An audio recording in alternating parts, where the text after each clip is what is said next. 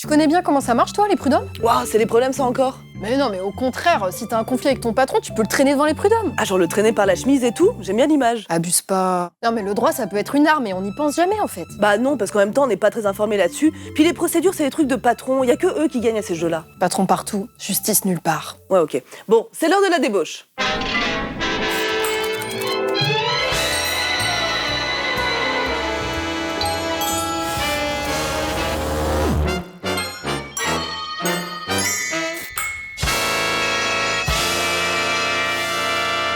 Oui, en réalité, les prud'hommes, on n'en entend pas trop parler, et puis c'est pas un sujet très sexy. Mais en vrai, en se renseignant dessus, nous, on a appris des choses. Oui, puis la plupart du temps, ceux qui en parlent, c'est quand même souvent les patrons. Et oui, parce qu'ils en ont peur des prud'hommes, il faut le dire. Oui, regardez celui-là par exemple. Il lui est arrivé un truc horrible.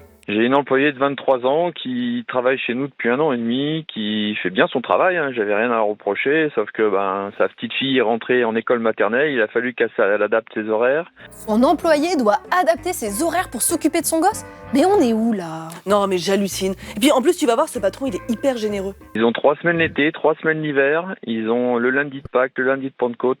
Enfin bref, on peut pas donner plus, Je veux dire, moi je pense qu'on peut pas faire beaucoup plus. Même pour une demi-heure aujourd'hui, on me dit que c'est soit la rupture conventionnelle, soit les prud'hommes. Je suis sûre que c'est un restaurateur. Comment t'as deviné?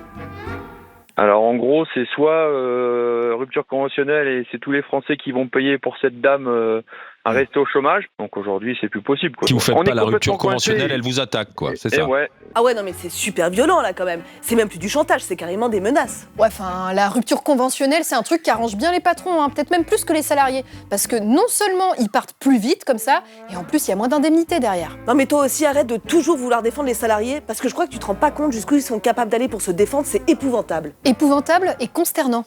Je suis épouvanté.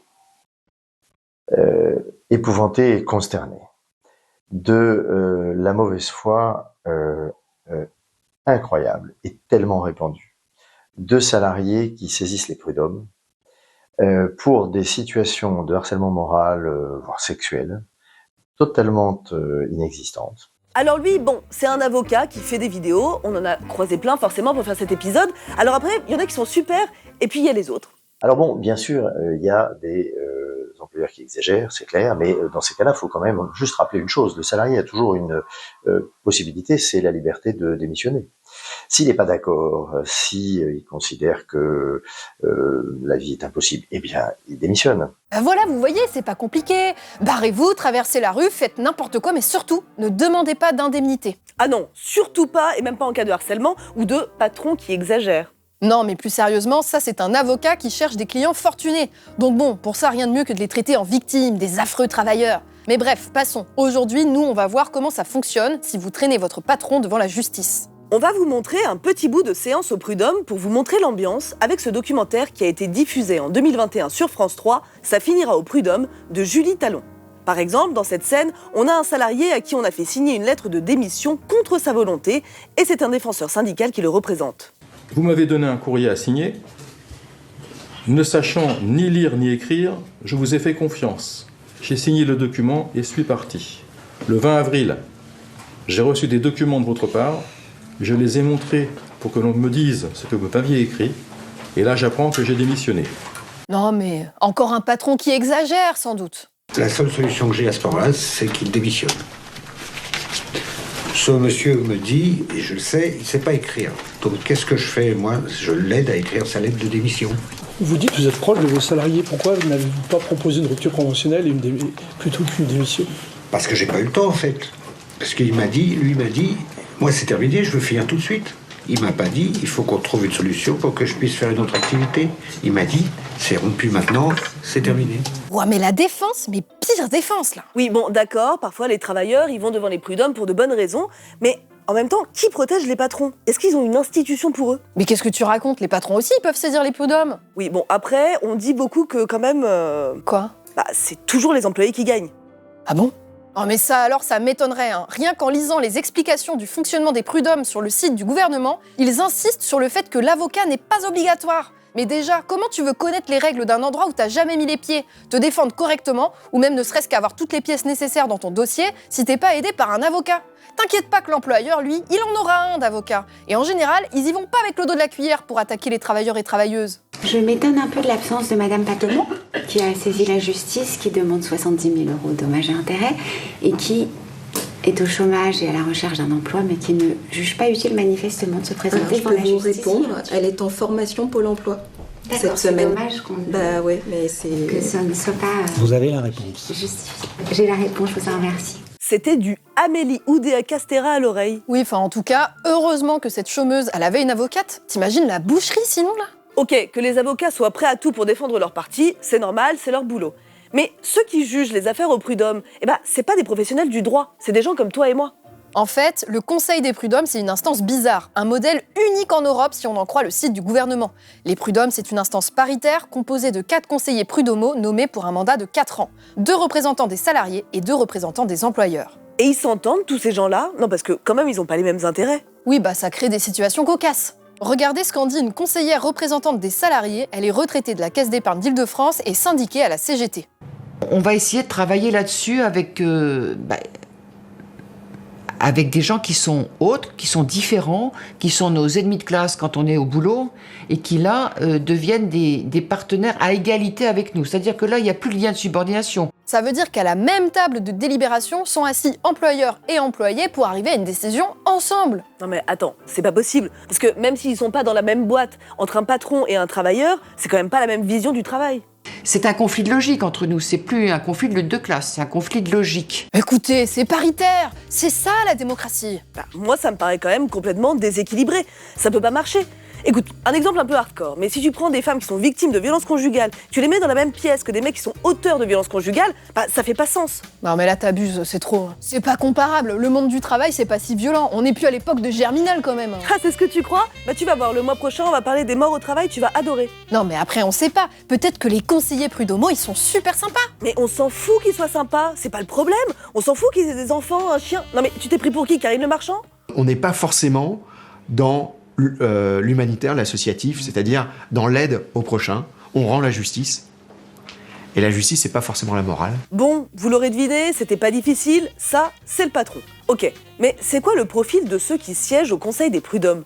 On a été voir dans les travaux de sociologie de Laurent Villemez pour comprendre un peu tout ça. Alors déjà, il faut savoir que plus de la moitié des conseillers employeurs prud'homaux, ils sont patrons dans une entreprise de moins de 50 salariés. Ah, donc c'est des petits patrons. Eh ben oui. T'imagines bien que Bernard Arnault, il a autre chose à foutre que de moisir dans une institution française mal chauffée, alors qu'il pourrait être dans son petit jacuzzi, sur son petit yacht. Il faut aussi savoir qu'au moment de l'étude, donc en 2012, les conseillers prud'homaux employeurs restent avant tout des hommes, avec un niveau socio-professionnel mais aussi un niveau de diplôme supérieur à celui des salariés. Et puis c'est pareil, les avocats des employeurs, ils défendent aussi leurs intérêts de classe. Forte de ce mandat virtuel de représentante d'une section syndicale, se sentait en réalité dotée d'une immunité. La direction ne l'a pas entendu ainsi. Elle l'a sanctionné comme elle a sanctionné d'autres salariés. Alors ça, c'est l'avocat d'une dirigeante d'un Intermarché. Et figurez-vous qu'elle sera condamnée pour discrimination syndicale. Oui, encore heureux, parce qu'avec un avocat comme ça... Parce que vous avez là Madame Maryse Blancard, qui est la directrice générale de la société, qui est dirigeante, qui a une part dans le capital social, et une grappe de salariés.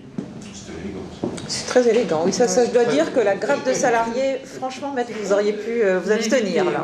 C'est pas du tout impressionnant. Non, enfin bon, un groupe une de grappe, ça peut donner du bon vin. Absolument. Et on en aurait besoin. Ça calme parfois les esprits.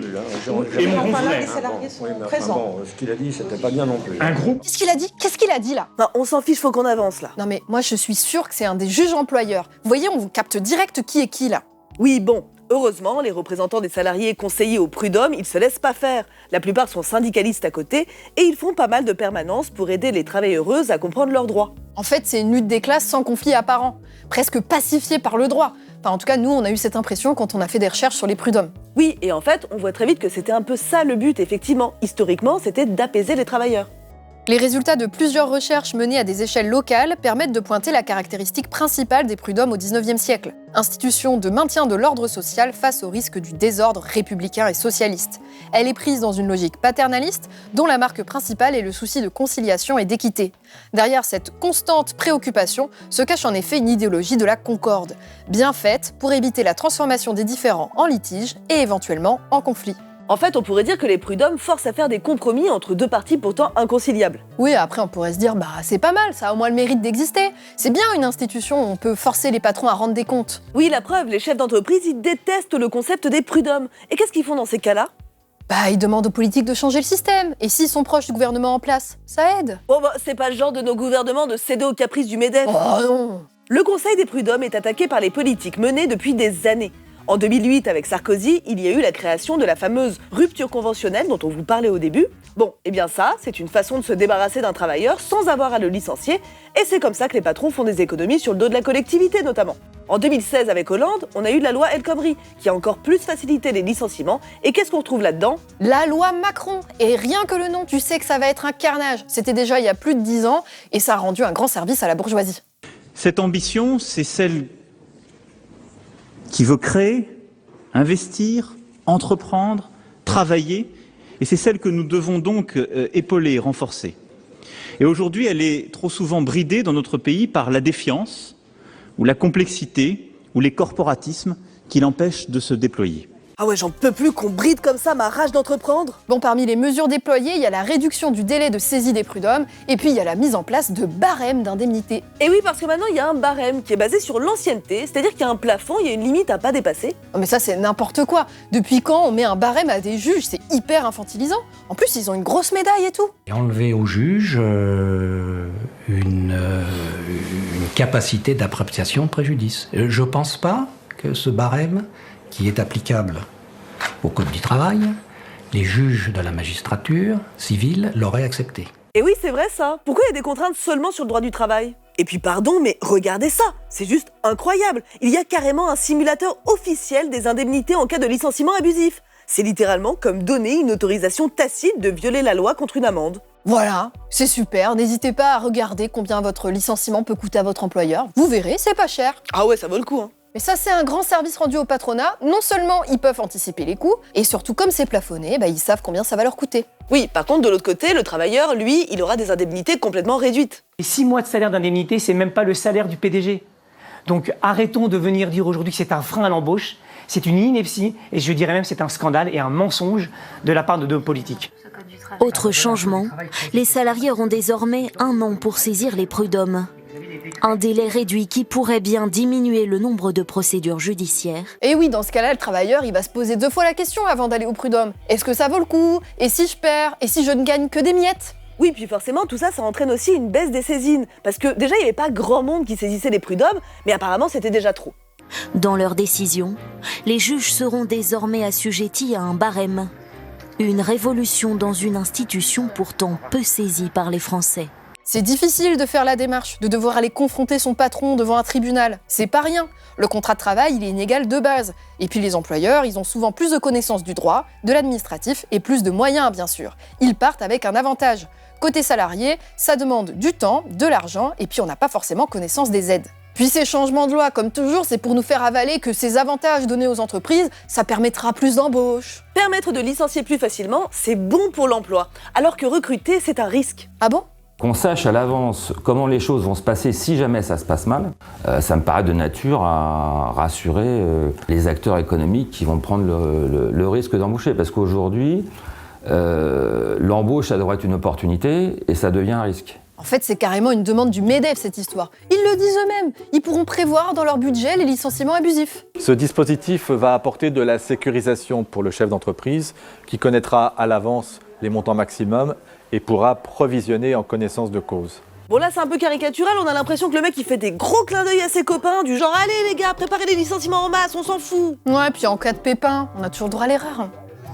La motivation de la lettre de licenciement avec l'introduction d'un véritable droit à l'erreur pour le chef d'entreprise qui pourra a posteriori apporter des précisions à la lettre de licenciement qui aurait été mal motivée alors qu'existe par ailleurs Une cause réelle et sérieuse de licenciement. L'impunité légalisée. Franchement, on n'est pas bien là. Et qui paye le prix fort? Les victimes présumées des licenciements abusifs. Avec les barèmes Macron, j'aurai le droit à 4 mois maximum d'indemnité si mon licenciement est reconnu sans cause réelle et sérieuse, alors qu'auparavant, j'aurais eu le droit à 6 mois minimum d'indemnité. La somme, l'indemnisation, ne réparera pas le préjudice, loin de là. Depuis le début de l'épisode, on vous parle des prud'hommes parce qu'on parle surtout de licenciements abusifs. Mais si cette institution est régulièrement attaquée par les gouvernements successifs, il reste un endroit où les intérêts des travailleurs ont l'air d'être défendus, c'est la Sécu. Et oui, dans les tribunaux judiciaires, il y a un pôle social et c'est là-bas que vous pouvez vous retrouver si vous attaquez en justice votre patron pour un accident du travail ou une maladie professionnelle. Le droit qu'on applique là-bas, c'est le code de la sécurité sociale. Bon, en principe, c'est une spécialité que les avocats et les juges fuient. Bah ouais, ça rapporte pas d'argent, en plus les gens ils pleurent parce qu'ils souffrent au travail, et puis c'est chiant, il faut le dire, c'est ultra technique. Et puis tu te retrouves aussi avec des grilles ultra précises où tu dois te démerder pour trouver quel est le pourcentage d'indemnité si tu t'es fait arracher une jambe. Bah c'est pas joyeux. Mais les juges qui s'occupent de ces affaires, ils sont pas dupes. Effectivement, les juges ont conscience que les employeurs sont prêts à tout pour réaliser des économies. Ces patrons font d'ailleurs souvent appel à des cabinets de conseil spécialisés dans la réduction des cotisations, avec des avocats dont le travail est d'éviter de payer pour les accidents du travail. De l'autre côté, les salariés, ils ont surtout la volonté que leur malheur soit reconnu par la justice, et donc légitimé par elle. Ces juges, ils savent bien que les gens sont pas égaux face au droit, et encore moins face au système judiciaire. C'est en tout cas ce qu'explique l'ouvrage Ultime recours, sorti en 2024, de la sociologue Delphine Serre, fruit d'une enquête auprès de juges, d'assesseurs, de représentants des caisses, d'avocats d'employeurs et de salariés. Selon cette sociologue, les juges essayent même parfois de compenser les inégalités structurelles, notamment quand ils font face à des travailleurs manuels masculins dont les blessures corporelles sont visibles. Après, faut pas déconner, les juges sont pas des alliés de classe non plus. Mais c'est sûr que quand il te manque un membre et que tu l'as perdu sur une machine pendant le boulot, bah c'est plus facile de faire payer le patron. Selon Delphine Serre, à l'inverse, dans les souffrances liées au métier du tertiaire, donc qui laissent des lésions psychiques, les juges sont à la ramasse, parce que c'est pas dans leur grille. Donc des métiers où il y a plus de femmes. Voilà.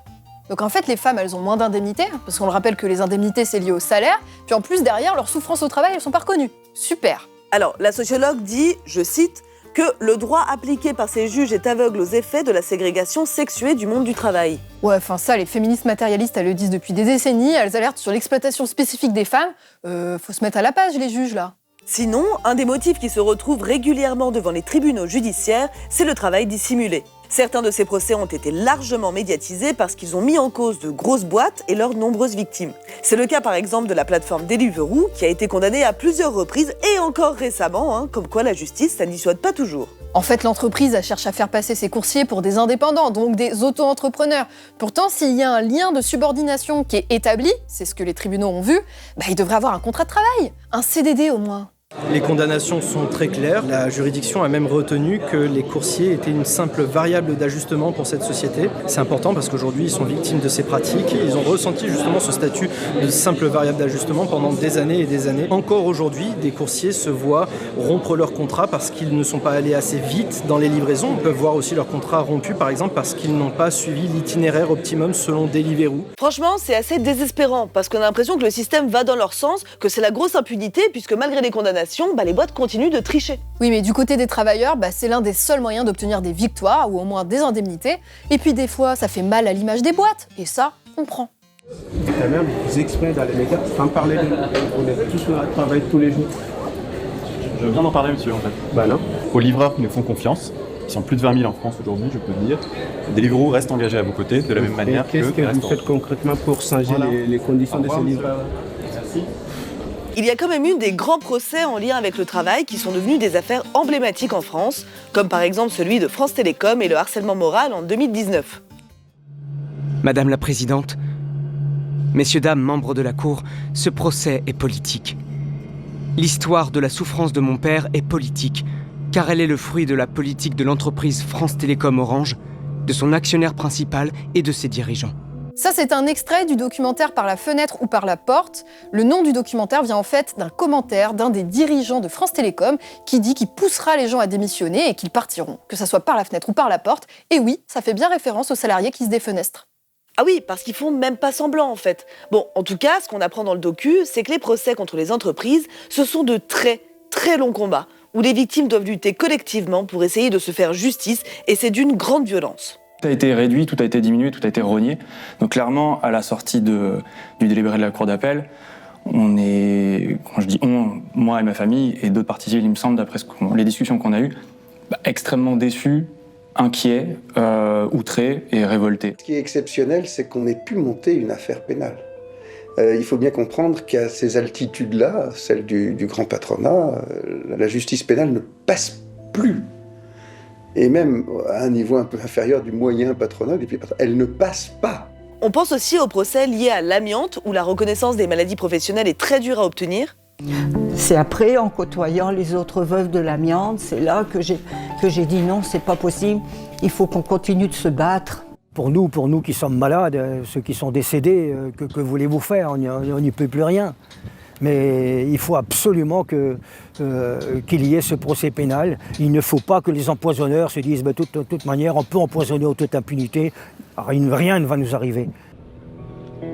Bon, je pense que si cet épisode vous a montré une chose, c'est que non, de base, les tribunaux sont pas du côté des travailleuses et travailleurs. La plupart du temps, les travailleurs et travailleuses font même face à un déni de justice et voient leur plainte contre le patronat classée sans suite. C'est le journaliste de Rue 89, Pierre Lemerle, qui en parle bien. Selon lui et son collègue Franck Verjus, en 2024, 75% des procès-verbaux transmis par l'inspection du travail au parquet de Lyon sont classés sans suite ou laissés sans réponse connue. Les infractions au droit du travail passent souvent après les autres. Et cela, c'est en grande partie dû à un énorme manque de moyens. Il n'y a pas assez de monde pour traiter ces dossiers. Nos services publics sont à l'asphyxie. Malheureusement, le droit lui-même n'est pas non plus du côté des travailleurs. Notamment parce que le fonctionnement du droit, c'est de faire disparaître les cas particuliers pour les rentrer dans la règle générale. Après, les règles de droit, c'est pas immuable, ça peut changer. Et c'est pour ça qu'il ne faut rien lâcher et continuer à poursuivre les patrons. Les chercheurs et chercheuses en sciences sociales expliquent que le droit est historiquement situé et qu'il évolue en fonction des rapports de force présents dans la société. C'est ainsi, grâce aux mobilisations sociales, que les travailleurs et travailleuses ont obtenu de nouveaux droits entérinés dans des textes de loi. C'est aussi le cas pour d'autres luttes qui nous ont permis d'obtenir le droit à l'avortement ou le mariage pour tous. Il ne faut pas attendre le changement de la part des législateurs, de ceux qui font les lois, mais bien leur tordre le bras. La meilleure manière de forcer les tribunaux à se bouger, c'est d'avoir des procès qui ont une dimension collective, qui soient portés par des associations ou par des syndicats. Ils peuvent faire jurisprudence. On reviendra sur les parcours pleins d'embûches que vivent les familles des victimes mortes au travail, et puis on verra aussi les luttes des gens qui essayent de faire reconnaître leur maladie professionnelle le mois prochain. Des luttes aussi qui sont pleines d'espoir, puisque ce sont celles qui permettent une évolution du droit. Bref, d'ici là, prenez soin de vous, et à très bientôt sur Blast. N'oubliez pas de soutenir Blast aussi financièrement. Vous pouvez faire un don ou vous abonner. Oh, y a Catherine là, elle me tape sur les nerfs. Oui, bon, on n'a qu'à la licencier, là, ça commence à bien faire. Non mais on peut pas, ça va nous coûter cher. Ben non. Tu connais pas le barème de la loi Macron? C'est hyper pratique. Ouais. On peut juste calculer combien ça pourrait nous coûter. Ça devrait aller, je pense. Ok, mais elle est enceinte. Ah ben, on s'en fout, il y a juste l'ancienneté qui compte. Ah bah nickel alors. Ouais.